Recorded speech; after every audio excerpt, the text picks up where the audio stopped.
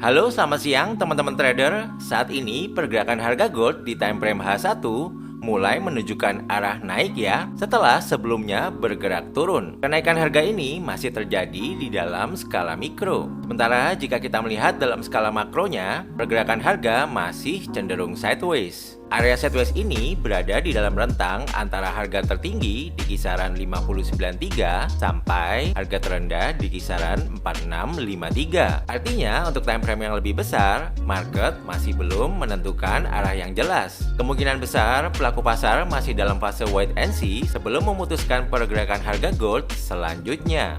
Seperti yang sudah saya bahas di video analisa sebelumnya pada hari Rabu kemarin di tanggal 18 Februari, bahwa area upper channel dan level Fibonacci 50% bisa menjadi titik perhatian kita untuk mencari opsi entry sell terdekat. Dan benar saja, ketika harga naik menyentuh level Fibo 50%, harga kemudian memantul turun sejauh kurang lebih 300-an pips.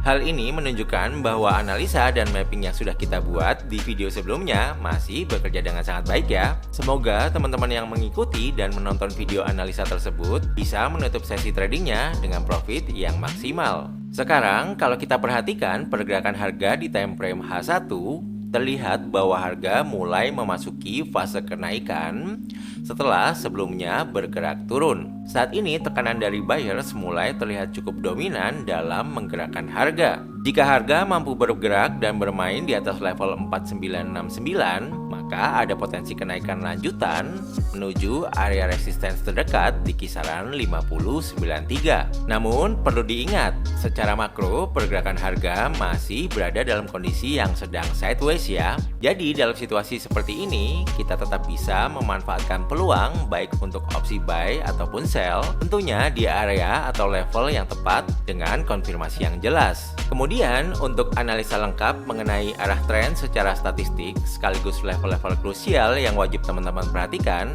akan saya jelaskan setelah ini ya. Jadi pastikan jangan skip videonya karena bagian ini cukup penting untuk menentukan arah trading selanjutnya. Nah, teman-teman, untuk area supply dan demand dari gold ini belum ada perubahan ya, teman-teman. Karena terakhir kita bikin video di hari Rabu kemarin, harga gold belum ada pergerakan yang signifikan untuk break area supply atau area demand-nya. Sebelum kita bahas mengenai area-area ini, saya mau bahas dulu kondisi pergerakan harga gold secara statistik menggunakan indikator moving average dan Bollinger Bands. Di sini bisa teman-teman lihat di time frame H4, saya menggunakan moving average mingguan yang warna pink dan moving average bulanan yang warna biru beserta dengan Bollinger Bands-nya. Untuk arah tren besarnya di time frame H4 sebetulnya sudah mulai cenderung turun ya, teman-teman, sejak moving average mingguan ini cross down dari moving average bulanannya. Cuman bisa kita lihat di sini penurunannya ini sudah mulai ada pelemahan ya teman-teman, karena harga mulai bermain di atas moving average mingguannya lagi. Jadi kalau dalam kondisi seperti ini kita harus wait and see dulu sampai nanti harga apakah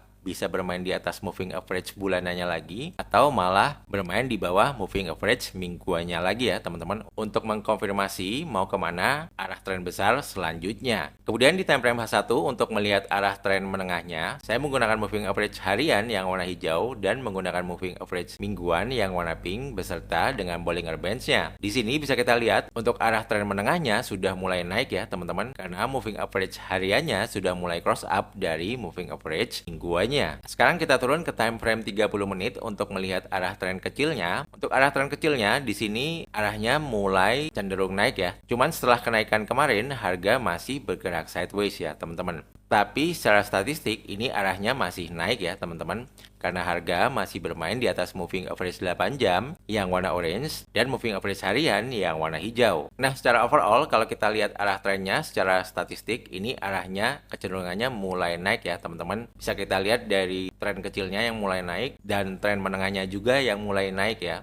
Hanya di time frame H4 ada sedikit kegalauan ya teman-teman. Apakah harga akan lanjut naik atau malah bergerak turun ya teman-teman. Nah, tentunya strategi yang bisa kita terapkan untuk kondisi seperti ini, kalau kita melihat tren kecilnya, tentunya kita bisa mencari opsi buy ya teman-teman. Tapi kalau kita melihat tren besarnya, ini sebetulnya juga masih belum ada kejelasan arah tren. Jadi bisa kita anggap ini sideways dan kita bisa mencari entry buy ataupun entry sell ya teman-teman. Dekat mungkin lower area sideways atau upper area sideways-nya. Nah, kemudian sekarang kita lihat chart berikut ini ya teman-teman. Kalau kita lihat di time frame H1, ini arah gold arahnya sudah mulai naik lagi ya teman-teman di skala mikronya. Tapi tentunya seperti yang saya bilang di awal tadi, kalau kita melihat secara makro, sebetulnya gold ini sedang sideways ya teman-teman, tapi sideways-nya dengan rentang yang cukup lebar ya. Kira-kira bisa kita asumsikan untuk area sideways-nya itu di antara supply area yang warna krem ini sampai area demand yang di bawah ini ya teman-teman. Jadi harga kemungkinan hanya akan bolak-balik di antara area ini ya teman-teman. Nah, kalau kita sudah tahu area sideways-nya, maka kalau kita lihat posisi dari harga gold sekarang, ini dia sudah mendekati upper area sideways-nya ya teman-teman, yaitu di supply area yang warna krem ini. Jadi kalau nanti harga gold naik ke area ini lagi, maka kita bisa mencari open posisi sell-nya ya teman-teman, dengan resiko yang sangat terukur ya.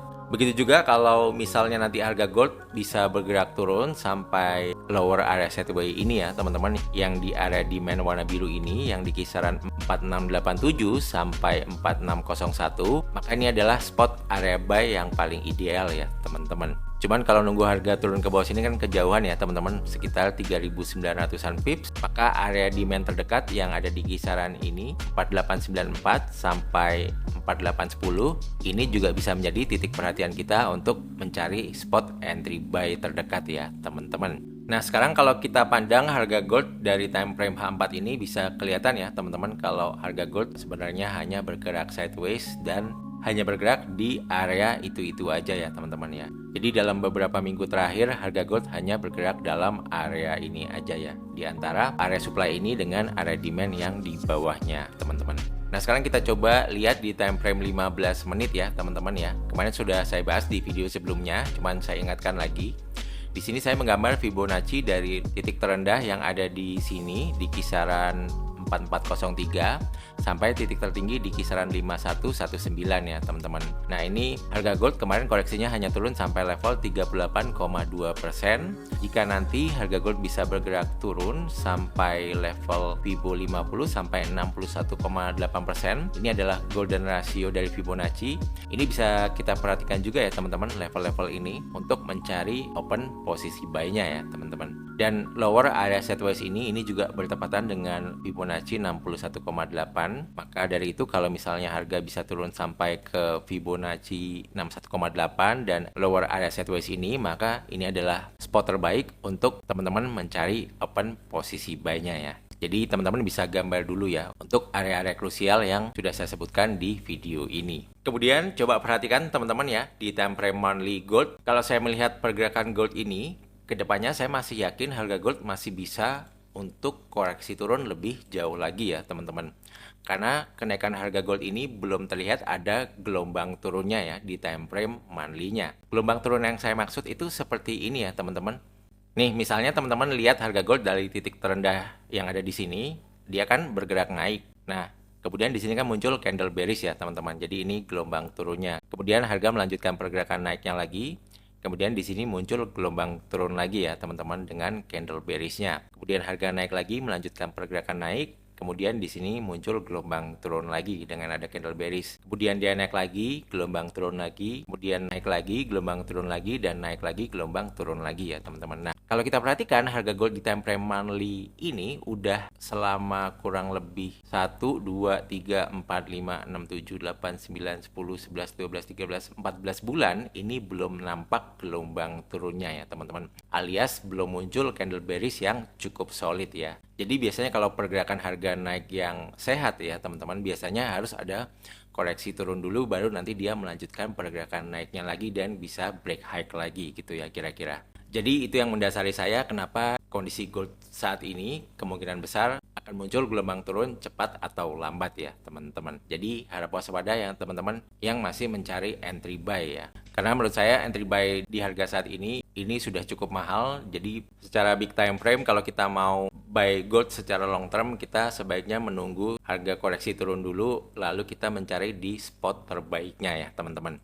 Nah, untuk spot terbaiknya itu sudah saya gambar ya untuk areanya. Ini area sideways yang warna hijau ini di antara 4534 sampai 4322 ya. Kemarin sudah terbukti harga di respons ini dan mental naik cukup jauh ya, sekitar 6.700-an pips. Namun nanti kalau harga gold turun lagi ke area ini bisa menjadi spot entry buy terbaik kita di time frame yang besar, atau area sideways selanjutnya yang ada di bawahnya di kisaran 4255 sampai 3994 ya. Jadi kalau harga gold bisa turun ke area ini juga menjadi spot entry buy yang sangat menarik yang bisa kita lihat dari time frame yang lebih besar ya teman-teman. Oke teman-teman, jadi mungkin sekian dulu aja ya untuk video analisa dan mapping gold untuk 1 minggu depan. Semoga apa yang saya sharingkan bisa bermanfaat dan bisa memberikan insight buat teman-teman semua yang sedang trading di gold ini. Yang terakhir, jangan lupa untuk like, komen, dan subscribe ya. Sampai jumpa di videoku yang lain. See you, bye-bye guys. Thank you.